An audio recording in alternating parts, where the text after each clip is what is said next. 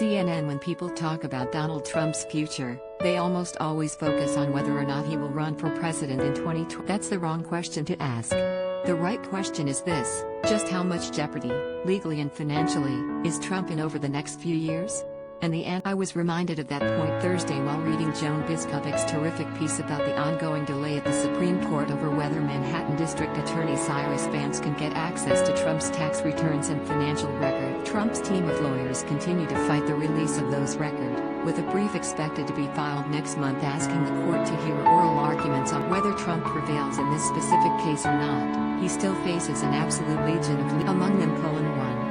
The New York Attorney General's office is looking into how the Trump Organization valued its read more 2. Defamation lawsuits from E. Jean Carolyn Summers. 3. A fraud lawsuit filed by Trump niece Mary Trump. 4. A possible charge of incitement by the D.C. Attorney General for Trump's role in the January 6 riot at the U.S. Capitol. 5. 2 investigations into Trump's attempts to pressure Georgia elected officials to overturn the state's election results. 1 piece of good legal news for Trump: lawsuits about his alleged violations of the Emoluments Clause while serving as president were dismissed by the Supreme Court last month because, well, Trump is no longer in office. All of those various legal entanglements, even if they all wind up going in Trump's favor, will cost a whole lot of. And, oddly for a billionaire, Trump is not in great financial shape at the moment, and there are more problems on that front looming on the. According to financial disclosure documents released in the hours after Trump left the White House last month, the ex-president's eponymous company took a major revenue hit over the point, now on YouTube. In each episode of his weekly YouTube show, Chris Cillizza will delve a little deeper into the surreal world of politics. Click to subscribe. Overall, Trump's business has produced almost 40% less revenue in 2020 versus 20. He made $30 million less at his Doral property in Miami than he did in 2019. Revenue at the Trump International Hotel in Washington and the former president's Turnberry property in Scotland were down more than 60% year-over-year. Those revenue setbacks came even before Trump's actions, and lack thereof, during the January 6 riots, a moment that led to his second impeachment by the House of Representatives and brought condemnation down on him from across the political and Trump's money situation was already, not good.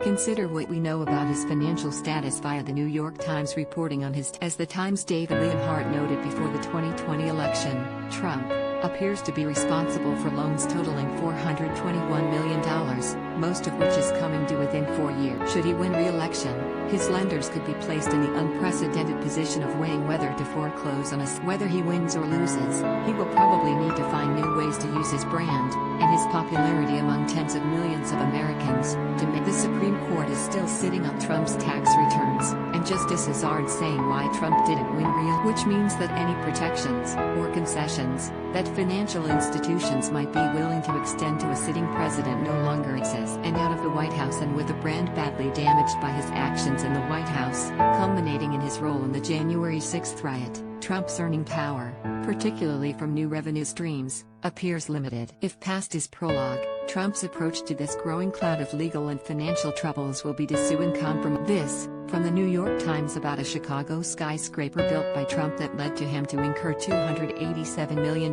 in unpaid debt by 2010, illustrates that point when the project encountered problems, he tried to walk away from his huge. For most individuals or businesses, that would have been a recipe for ruin.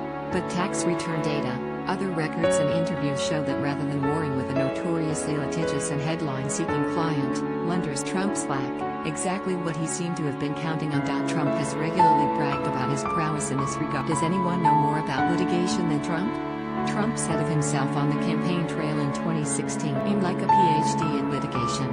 That same year, Trump told CBS Norah O'Donnell this, in The King of Debt, "I'm great with debt. Nobody knows debt better than me. I've made a fortune by using debt, and if things don't work out I renege." I mean, that's a smart thing, not a stupid thing. The question for Trump going forward is how much leverage he retains over the people he owes money to, and how much he will be to muddy the waters with a slew of legal filings. Yes, those tactics worked in the past, but Trump's situation, legally and financially, have gone downhill since he left. The real question then about Trump's future is whether he can make it unscathed to 20, and that is a very open question right now.